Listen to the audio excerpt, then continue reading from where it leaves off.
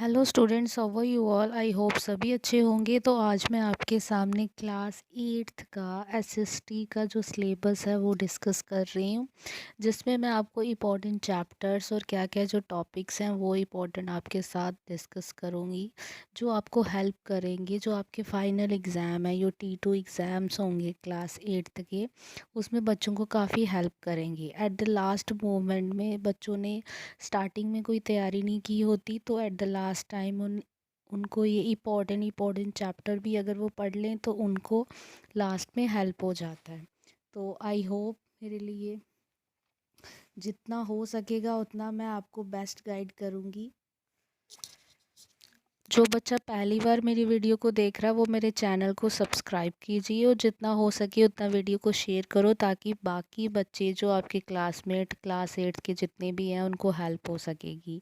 So let's start my video. इसमें आपको history जो है वो बिल्कुल नहीं छोड़नी है, और सबसे ज़्यादा जो मार्क्स होते हैं वो हिस्ट्री के क्वेश्चंस में ही आते हैं। अब इसमें टोटल मिला कर हम देखें तो आपके 5 चैप्टर्स हैं जो आपको फाइनल एग्ज़ाम में आएंगे, लेकिन इसमें आपको ऐसे जो चैप्टर्स हैं जो आपको बिल्कुल भी छोड़ने नहीं हैं, मतलब उनको तो अच्छे से करना है।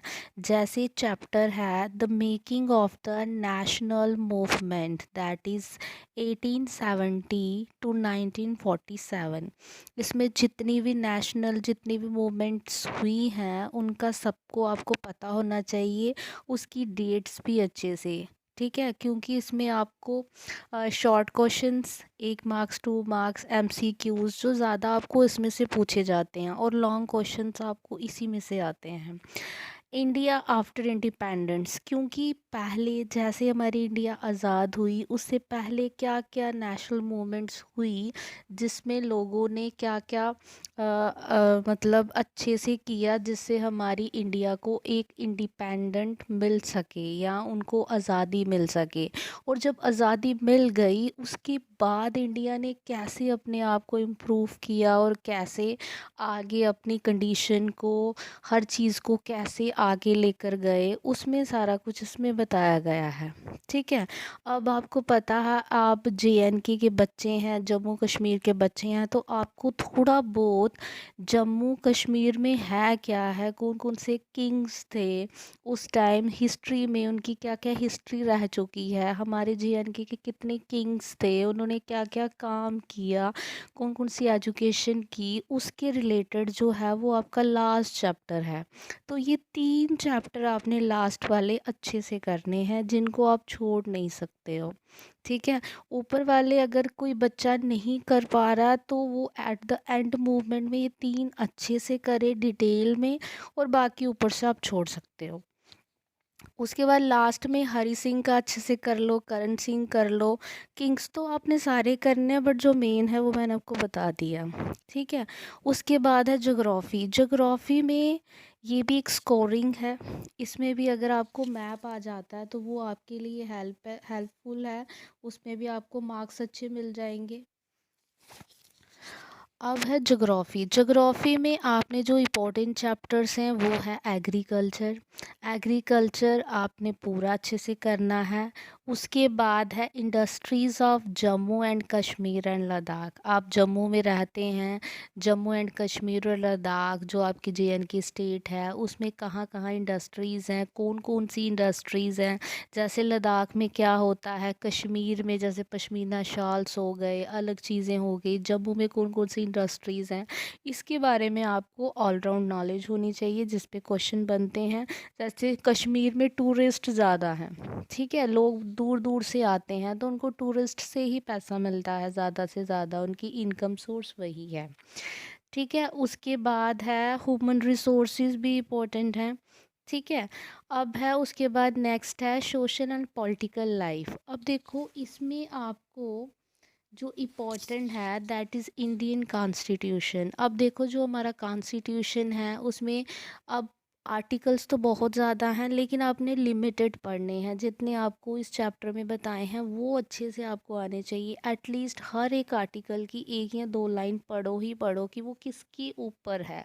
जैसे आर्टिकल 17 अनटचेबिलिटी को इंडिकेट करता है। जैसे लो कास्ट के अपर कास्ट में जो डिफरेंसेस करते थे, ठीक है। तो कुछ ऐसे जैसे आर्टिकल्स हैं, कुछ एजुकेशन के रिलेटेड है।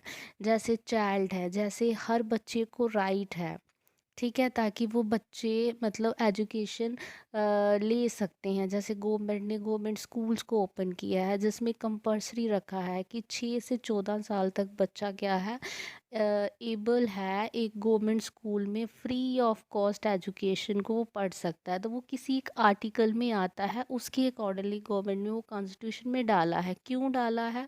ताकि इंडिया का हर एक बच्चा पढ़ सके। तो ये छोटे छोटे जो भी आर्टिकल्स होंगे, एटलीस्ट आपको एक एक दो दो लाइनें उसके बारे में करनी है।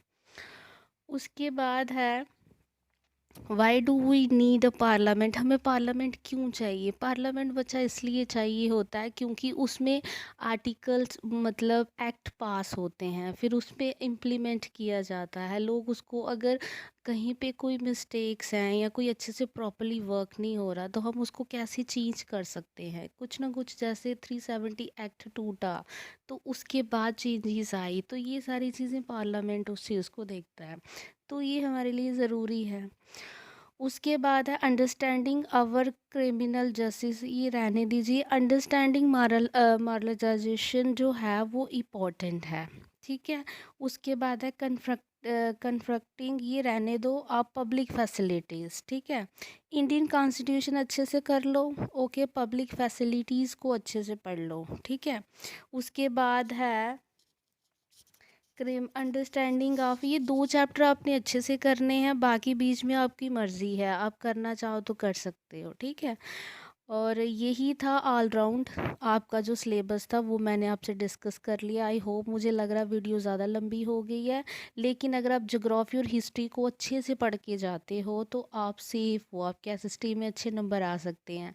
और आप कोई भी जिसको ऐसा लगता है बच्चे को कि मेरा ये सेशन अच्छा नहीं है, मुझे हिस्ट्री अच्छे से नहीं आती, ज्योग्राफी सिविक्स अच्छे से पढ़ लो। जिसको लगता है कि मुझे ज्योग्राफी तो बहुत इजी है, ज्योग्राफी हर कोई बच्चा कर लेता है, सिर्फ स्कोरिंग है, तो हिस्ट्री अगर नहीं हो पा रही है, लास्ट के 3 चैप्टर कर लो। लेकिन छोड़ो कुछ मत, जितना हो सकता है उतना सारा अच्छे से लिखना है। कोई भी क्वेश्चन पेपर में छोड़ना नहीं है, उसके रिलेटेड कुछ ना कुछ लिख कर आओ। एटलीस्ट आपको कुछ ना कुछ मार्क्स मिल जाएंगे। एट द लास्ट मोमेंट में मैं आपको यही एडवाइस करूँगी कि कुछ भी पेपर में कुछ भी क्वेश्चन छोड़ के मत आओ, एटलीस्ट उसको अटैम्प्ट करो।